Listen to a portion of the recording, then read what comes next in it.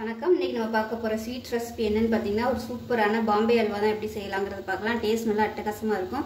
ரொம்ப ஈஸியாக பண்ணிடலாம். ஸோ வாங்க இந்த பாம்பே அல்வா எப்படி செய்யலாங்கிறத பார்க்கலாம்.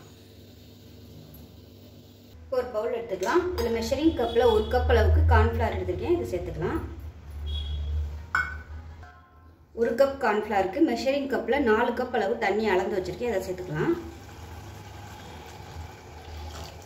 சேர்த்துட்டு கட்டி இல்லாமல் நல்லா கலந்துக்கலாம்.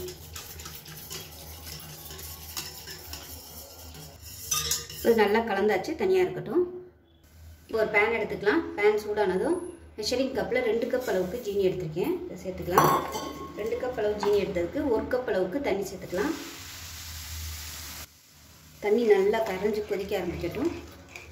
இப்போ ஜீனி வந்து நல்லா கொதிக்க ஆரம்பிச்சிச்சு. கையில் வந்து லேசாக தொட்டு பார்த்தீங்கன்னா உங்களுக்கு நல்லா அப்படியே கையில் வந்து ஒட்டும். லைட்டாக வந்து ஒரு கம்பி பதம் வந்து வரும். இப்போ தான் வர ஆரம்பிக்குது.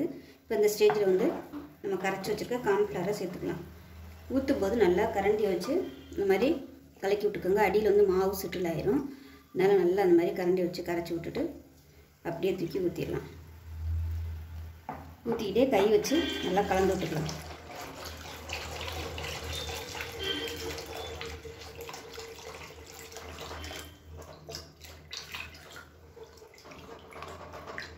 கைவிடாமல் கலந்துக்கிட்டே இருங்க.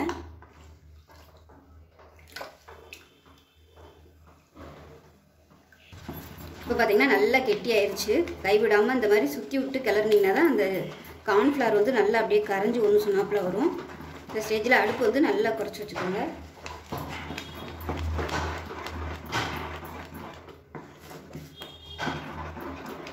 இப்போ இந்த ஸ்டேஜில் 1 டேபிள் ஸ்பூன் லெமன் ஜூஸ் சேர்த்துக்கலாம்.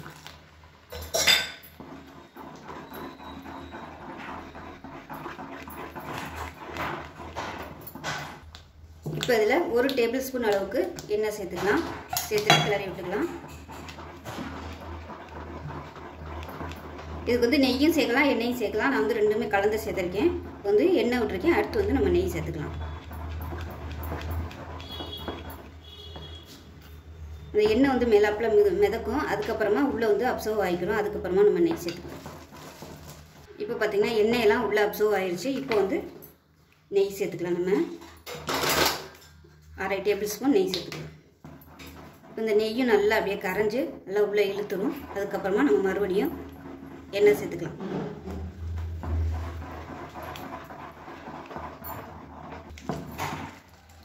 இப்போ இந்த ஸ்டேஜில் மறுபடியும் ஒரு 2 டேபிள் ஸ்பூன் எண்ணெய் விட்டுக்கலாம்.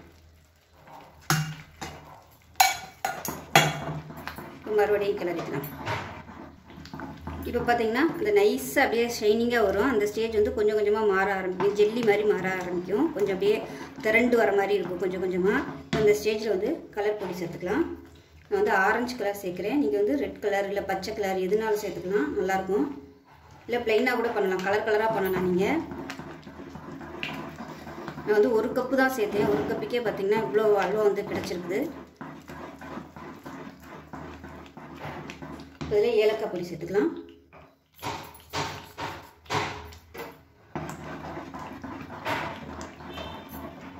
இப்போ இந்த ஸ்டேஜில் மறுபடியும் ஒரு 2 டீஸ்பூன் அளவுக்கு நெய் சேர்த்துக்கலாம். நம்ம ஊற்றின எண்ணெயெல்லாம் வெளியில் வந்துடும். அந்த அளவுக்கு நம்ம வந்து கிளறணும். இப்போ இந்த அளவு வந்து இன்னும் கொஞ்சம் அப்படியே சுருங்கிடும். அந்த அளவுக்கு நம்ம நல்லா கிண்டணும். நல்லா ஒரு மாதிரி திரண்டாப்பில் வரும். அந்த ஸ்டேஜ் வரைக்கும் கிளறி எடுத்தோம்னா தான் நல்லாயிருக்கும். கைவிடாமல் கிளறணும். இப்படியும் ஒரு 1/2 மணி நேரமாவது ஆகும் உங்களுக்கு இது ரெடி ஆகிறதுக்கு. இது வந்து அப்படியே சுருங்கிடும். கொஞ்சம் வந்து இப்போ இருக்கிற அளவை விட அப்படியே கம்மியாக வரும். அதுதான் அந்த பதம். இப்போ பார்த்தீங்கனாலே தெரியும். இந்த ஓரம்லாம் பார்த்தீங்கன்னா கொஞ்சம் வித்தியாசமாக இருக்கும். நடுவில் மட்டும் கொஞ்சம் வித்தியாசமாக இருக்கும். இது மாதிரி அப்படியே எல்லாமே வந்து மாறி வந்துடும். அந்த அளவுக்கு நம்ம நல்லா கிண்டணும். ஊற்றிருக்க எண்ணெய் நெய் எல்லாமே அப்படியே வெளியே வந்துடும். இப்போ இதில் பாதாமும் முந்திரி பருப்பும் பொடி பொடியாக கட் பண்ணி வச்சுருக்கேன். இந்த ஸ்டேஜில் வந்து சேர்த்துக்கலாம். சேர்த்துட்டு கொஞ்சம் வந்து கார்னிஷ்காக வச்சுருக்கிறேன். இதையும் சேர்த்து இதோட மிக்ஸ் பண்ணிக்கலாம். இந்த ஸ்டேஜிலே போட்டிங்கன்னா தான் எல்லாமே ஒன்று சொன்னாப்பில் கலக்கும். இப்போ வந்து இது உங்களுக்கு பதம் ரெடி ஆகிடுச்சிங்க. எப்படி பார்க்குறதுனா கொஞ்சோண்டு கையில் எடுத்து உருட்டி பார்த்தீங்கன்னா உங்களுக்கு உருட்டை வரணும். இந்த இது இன்னும் பதம் வரலை. இன்னும் கொஞ்சம் நேரம் இதாகட்டும். நம்ம வெள்ளை பாகெல்லாம் காய்ச்சுவோம் இல்லையா, உருட்டு பதம் வரும்ல, அது மாதிரி நீங்கள் கையில் தொட்டு பார்த்தீங்கன்னா உங்களுக்கு அந்த இது வந்து உருட்டை வரணும். உருட்டை வந்துச்சுன்னா உங்களுக்கு கரெக்டான பதம் வந்துருச்சுன்னு அர்த்தம். இல்லைன்னா உங்களுக்கு தண்ணியாக போயிடும், அந்த கெட்டியாக வராது பீஸ் போடுறதுக்கு. இது வந்து இன்னும் நல்லா அந்த ஸ்டேஜ் வந்து வரணும். இன்னும் ஒரு 10 நிமிஷம் ஆகும் ரெடி ஆகிறது. இப்போ பாருங்கள், லைட்டாக அந்த கெட்டியாக பக்குவம் வந்திருக்கு. இன்னும் ரெடி ஆகலை. பாருங்கள் எப்படி இருக்குன்னு. இன்னும் வந்து ரெடி ஆகலை. இன்னும் கொஞ்சம் நேரம் வைக்கணும்.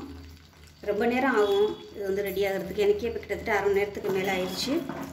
இன்னும் வந்து இந்த பதம் வரலை. அதனால் இது வந்து நீங்கள் பொறுமையாக தான் பண்ணணும், கிண்டிக்கிட்டே இருக்கணும். அடுப்பு வந்து கீழே வச்சுக்கோங்க. வச்சுக்கிட்டு நீங்கள் அப்படியே பெரிய கடாய் எடுத்துக்கிட்டிங்கன்னா நல்லா கிளறதுக்கு நல்லா வசதியாக இருக்கும். இது வந்து இன்னும் நல்லா சுருங்கணும். சுருங்கி அப்படியே பொறிஞ்சாப்பில் வரும், அப்படியே திரண்ட மாதிரி. இன்னும் வரலை. அதே மாதிரி இன்னும் அப்படியே பேனில் வந்து இப்படி ஒதுக்கணும்னா தனியாக அப்படியே போகணும், அந்த பக்கம் வரலை. இப்போ பார்த்திங்கன்னா அல்வா வந்து கிட்டத்தட்ட ரெடி ஆகிடுச்சு. பாருங்கள், பேனில் அப்படி தள்ளணும்னா நல்லா அப்படியே ஒட்டாமல் வரணும். வந்துருச்சு. இன்னும் வந்து எண்ணெயெல்லாம் வந்து விடணும். ஸோ அந்த ஸ்டேஜ் வரைக்கும் நம்ம கிளறிக்கலாம். இன்னும் கொஞ்சம் நேரத்தில் எண்ணெயெல்லாம் விட ஆரம்பிச்சிடும். கைவிடாமல் கிளறிக்கோங்க. 2 பேர் வச்சுக்கோங்க, இல்லைன்னா இது வந்து கிளறிக்கிட்டே இருக்கணும் கைவிடாமல். எனக்கு இது வந்து சின்ன அடுப்புங்கிறதுனால அரை மணி நேரத்துக்கு மேலே ஆகுது.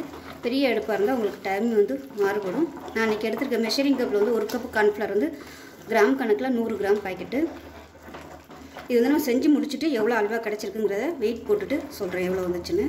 இப்போ நமக்கு அல்வா ரெடி ஆயிடுச்சு. இப்போ பாருங்கள், நம்ம சுற்றி விட்டோம்னா அப்படியே சுத்த வந்து வரணும். நல்லா அழகாக வருது. எண்ணெயும் பார்த்திங்கன்னா அப்படியே கக்க ஆரம்பிச்சிருச்சு. இப்போ இந்த ஸ்டேஜில் ட்ரேயில் வந்து எண்ணெயை தடவி வச்சு அப்படியே ஊற்றிடலாம்.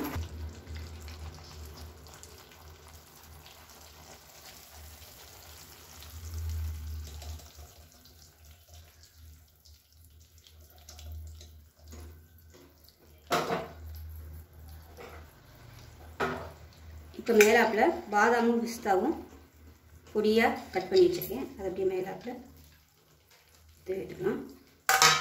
தூவிட்டு லைட்டாக இந்த மாதிரி ப்ரெஸ் பண்ணி விட்டுக்கலாம். இது வந்து நல்லா செட் ஆகட்டும். செட் ஆனதுக்கப்புறம் பார்க்கலாம். எனக்கு கிட்டத்தட்ட இது வந்து 3/4 மணி நேரம் ஆகிருக்கு. எனக்கு வந்து சின்ன பர்னருங்கிறதுனால 3/4 மணி நேரம் ஆகிருக்கு. இது ஆறுனதுக்கப்புறம் பார்க்கலாம். இப்போ பார்த்தீங்கன்னா நல்லா செட் ஆகிடுச்சு. இப்போ வந்து நம்ம கவுத்திடலாம்.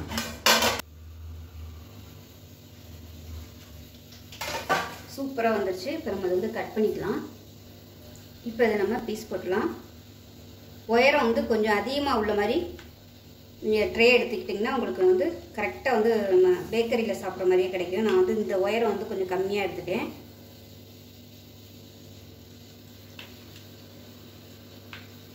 இது வந்து ரொம்ப ஈஸியாக பண்ணக்கூடிய ஒரு அல்வா. ஆனால் டைமிங் மட்டும் கொஞ்சம் அதிகமாகும். பொறுமையாக பண்ணணும். ஈஸியாக பண்ணிடலாம். ஏன்னா கார்ன்ஃப்ளவருங்கிறதுனால ஈஸியாக வந்து அப்படியே வந்துடும். மற்றது மாதிரி சொதப்பாது. இதில் வந்து நான் இனிப்பு வந்து நான் கம்மியாக தான் யூஸ் பண்ணியிருக்கேன். 1 கப்புக்கு 2 கப்பு சேர்த்துருக்கேன். நீங்கள் வந்து 2.5 கப்பு கூட இனிப்பு வந்து நீங்கள் சேர்த்துக்கலாம். நான் வந்து கம்மியாக தான் சேர்த்துருக்கேன். 100 கிராம் மைதா மாவு எடுத்ததுக்கு எனக்கு வந்து 3/4 கிலோ அளவுக்கு கார்ன்ஃப்ளவர் அல்வா வந்து கிடச்சிருக்கு.